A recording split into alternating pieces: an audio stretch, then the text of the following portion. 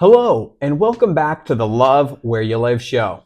On today's episode, I have a paint expert here, and we're going to talk about home maintenance, home improvement, and painting, whether or not there's a return on value. So you're going to definitely want to see this just so you can keep your values up for your property and make it a sellable asset. So, David, tell us a little bit about yourself and what you do. Thanks, Owen. Thank you. Thanks for tuning in. I'm David Miller, project manager with Browder Painting Company. Should I address you or the audience? Yeah. Say hello to our fans out there. Hey, everybody. How y'all doing? David Miller, Browder Painting. We are a family-owned and operated painting company. We specialize in residential repaints and making a home beautiful and well-maintained. Those are the top things that I hear for what motivates our clientele. And we've been doing it for more than 30 years. Ryan Browder, also a Cal Poly alumni, started in '94, and he and Jennifer are in the office right now, still working. And yeah, we're a big team, but we're focused on taking care of each and every project with a whole lot of effort. And yeah, home maintenance. It's one of those things that unfortunately gets neglected because a lot of people don't think about it. Not necessarily something that gets put on the back burner on purpose, but it ends up there sometimes. Yeah, we see it all the time. We have a homeowner that we go on a listing appointment and we see it's just sad, but sometimes people don't keep up on it due to costs, I painted my home 20 years ago.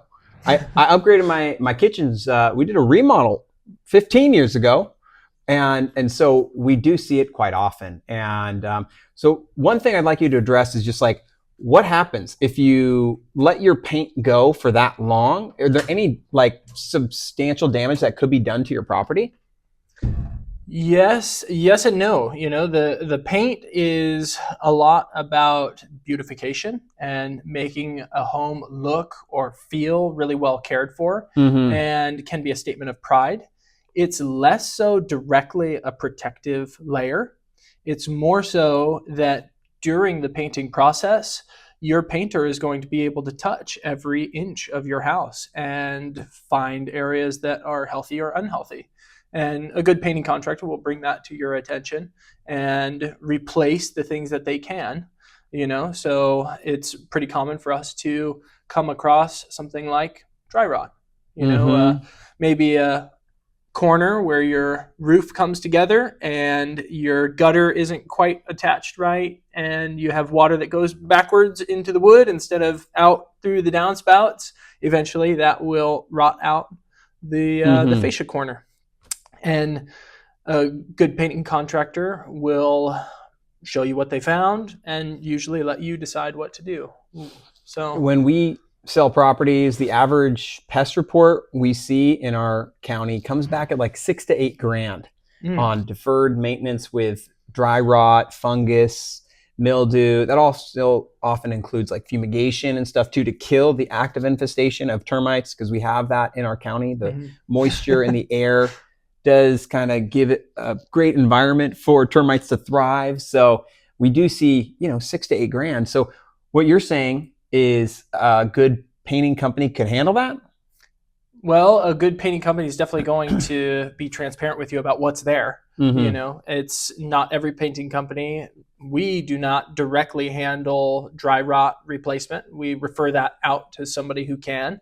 We like to focus strictly on the painting and refer you to a good carpenter who will be able to handle that, quickly and the correct way.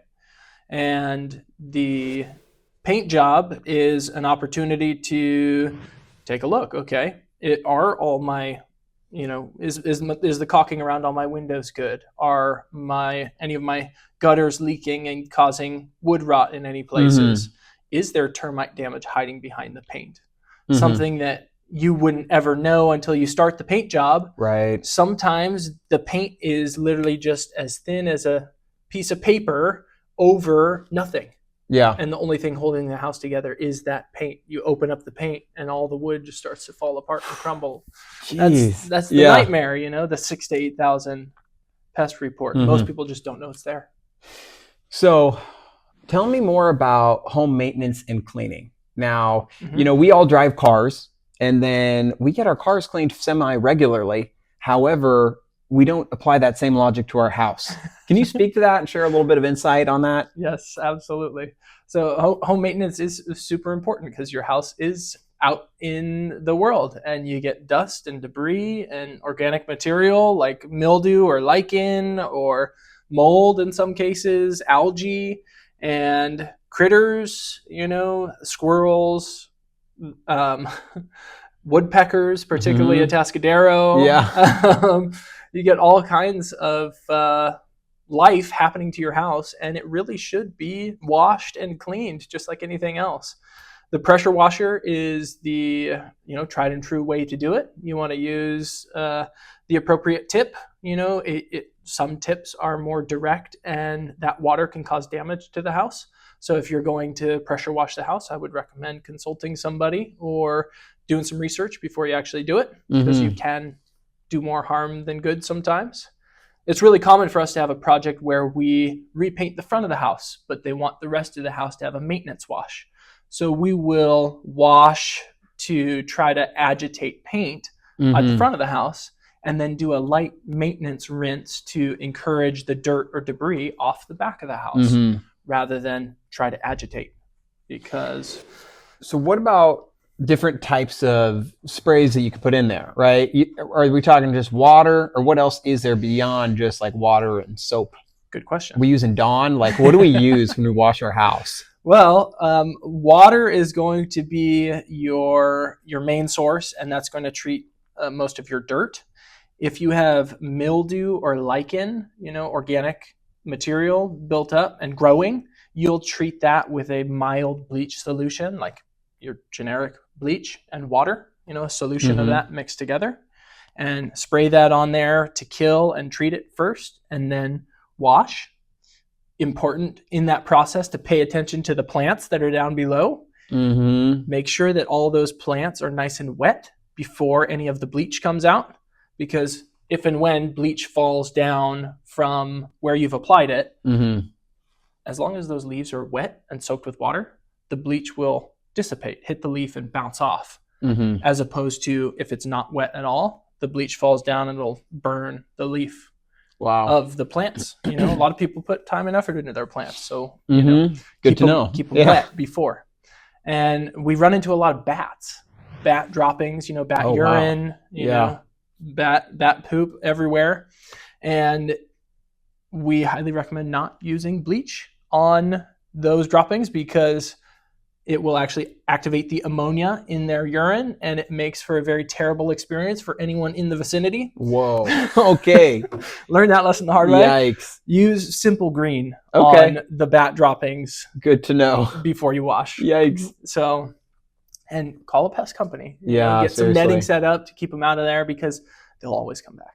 Oh my gosh, yeah. We work with some really great pest companies. If you ever need one, reach out. We can get you connected. Okay, then what about like mildew? Is there specific sprays for that too? Yeah, we use, again, a mild bleach solution on mildew. Mildew is that, some people mistake it for mold, but it's like a black peppery texture almost. And a lot of the times you'll find it on the back sides of the fascia boards, or down low where the stucco meets the garden kind of area. And nothing terrible about that on its own, but it is an indication that the house needs to be maintained. Spray that with a mild bleach solution to treat it, and a pressure washer won't necessarily remove 100% of it. So have that expectation when you go in. The bleach will kill the mildew and effectively treat it, but and that's what we use as painters to make sure that it is safe to paint. So treat it with that mild bleach solution, wash it really well, and then prime as needed. What's the difference between soft wash and pressure wash? Super good question. Outside of my wheelhouse, we're gonna have to call Pop on that. Okay, all right. What about do they scrub, or is this all just water pressure? I love that question, because it really depends on what we find. Yeah. Especially bat droppings, we're scrubbing. Yeah. We've got one of those handheld brushes, and we're scrubbing and chasing. Lichen is usually pretty stubborn. It doesn't always just come off once it's been bleached and pressure washed. You'll either need a carbide blade, which is essentially a razor turned on its side, and you'll use that to scrape it off. It's kind of what we use to chase paint too, but lichen, pull it off with that, and a brush, especially in rough textured stucco. You need something to get in there and agitate that organic material. So absolutely a brush. Now, something that just came to mind that is a really cool look, but is a nightmare to maintain, ivy growing on a house. Oh yeah.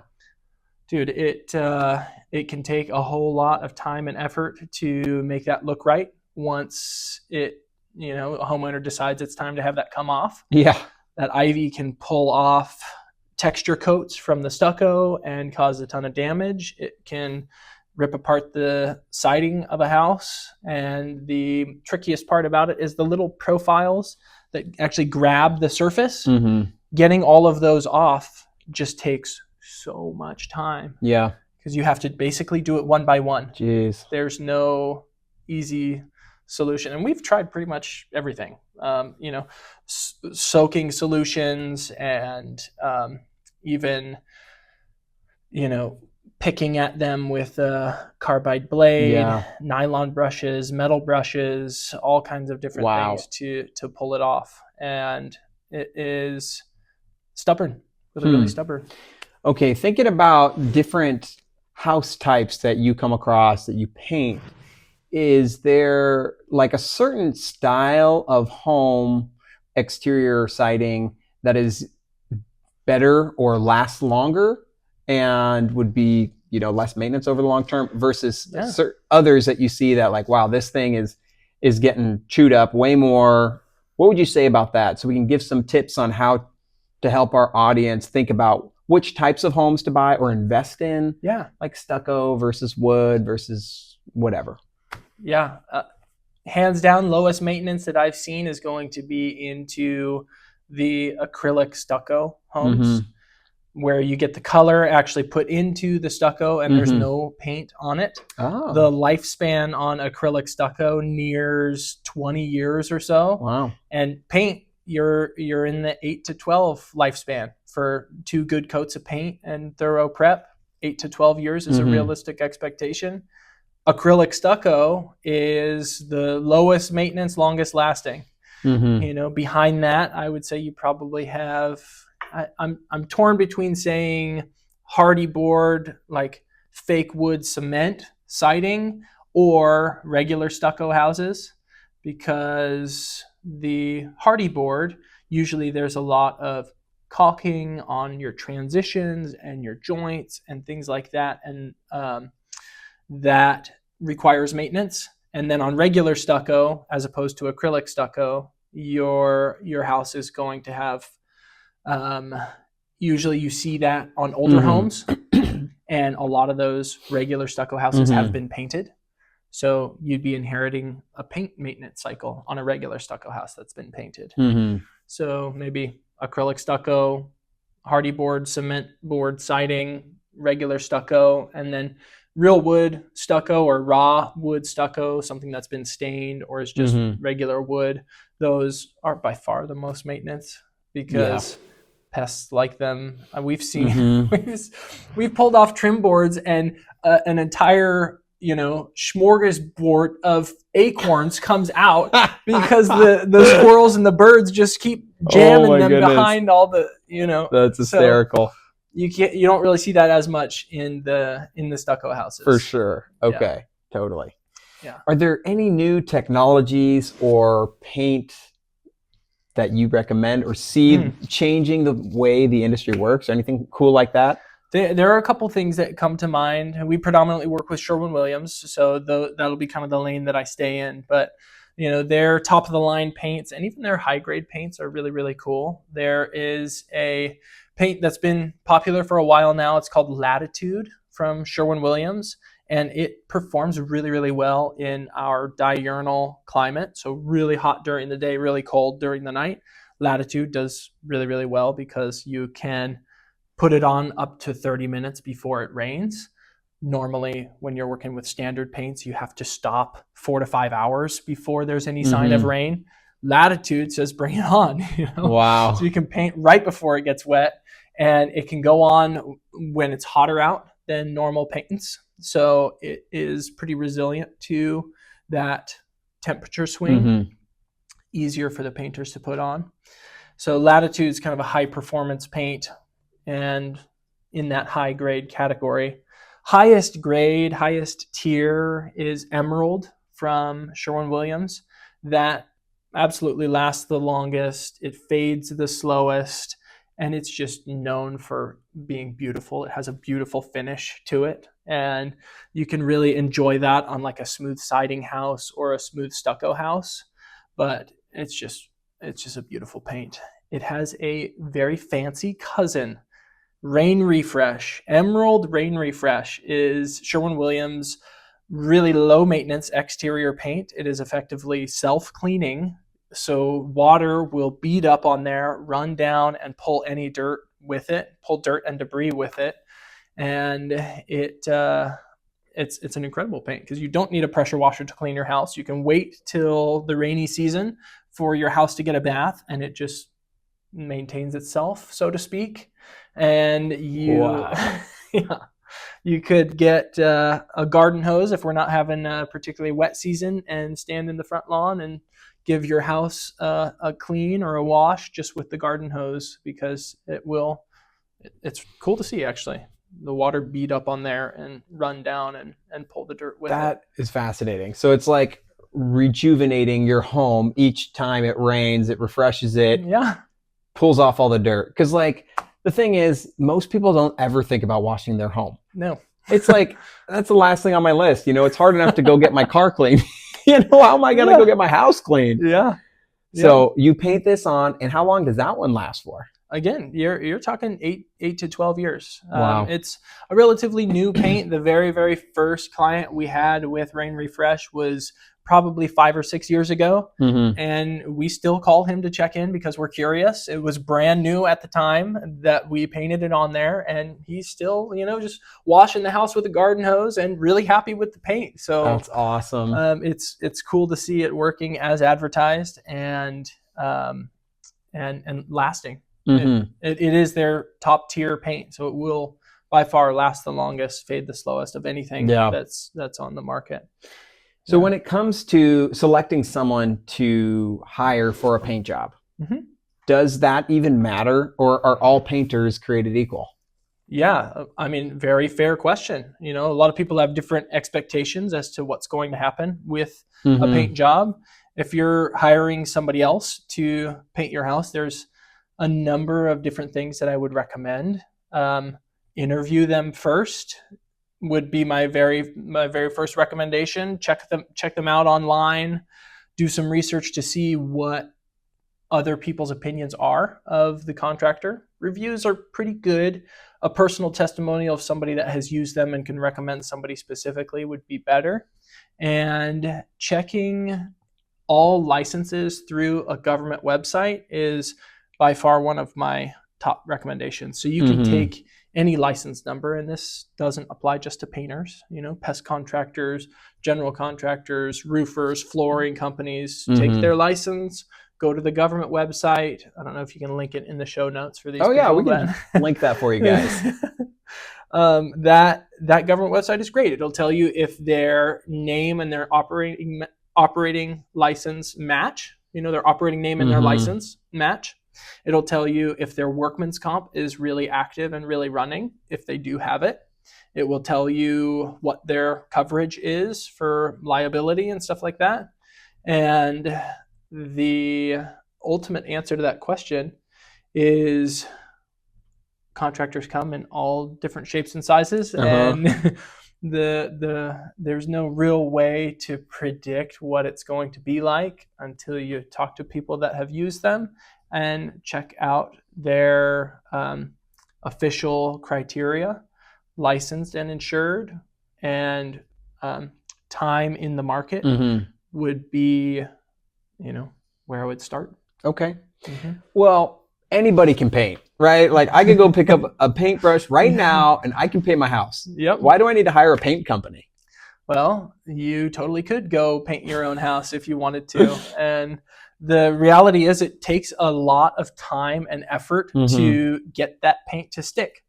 You know, anybody can paint. It's easy to grab a paintbrush and put paint on the wall. It's hard to make sure that paint lands exactly where it's supposed to. It's hard to make sure that that paint stays where it's supposed to because of all of the different surfaces and what can be required to make any given surface hold paint. You know, just on one hand, I will run out of different primers that we can use. You know, you got Loxon masonry primer for your foundation. You have Seal Creek primer for the chalkiness on the house. You wipe your hand on your old garage door, and when it comes up all chalky, you'll know what I mean.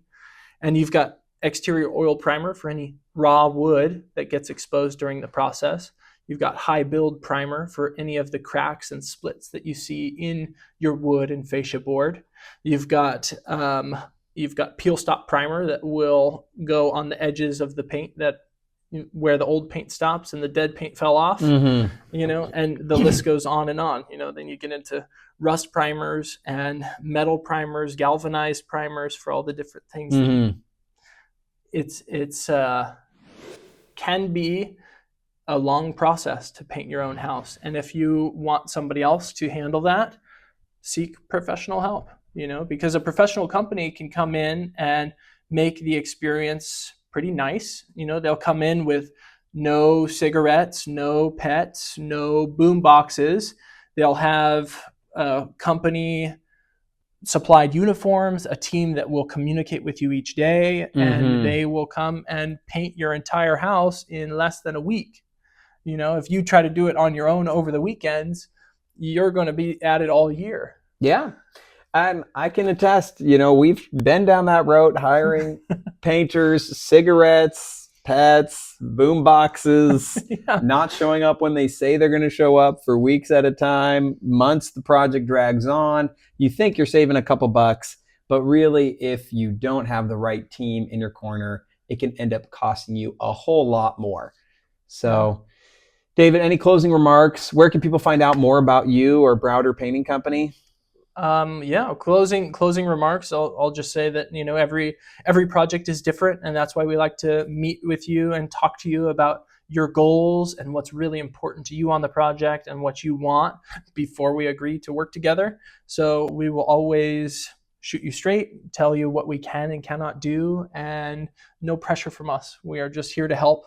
If you wanted to have an interview with us and see what it might be like to work with Browder Painting on a project, you can call our office or find our website, and we are very responsive. You know, most people work with us because of our communication and our quality of work. So you can always reach us over the phone. You know, we won't dodge you at all. And we'll be super transparent with you along the way. So call the office, set up an appointment, or you know, you can always reach out to me directly too. I'm a project manager, one of 3 at the company, and we're here to serve, man. Sweet. Thank you, David. And we can attest to Browder. We've used them a number of times over the years, and they do quality work, and we've been impressed by the level of service, communication, and professionalism that they bring. Thank you. So you can check them out in the show notes. We'll have some info in our description, and you can give them a like and a follow as well. And yeah, if you like what you saw today, please share it with a friend, subscribe to our channel. We're trying to grow this and share more information with people out there on the Central Coast who need to hear about it. So thank you everyone for tuning in, and we'll see you next time. Bye everybody. Thanks, Owen.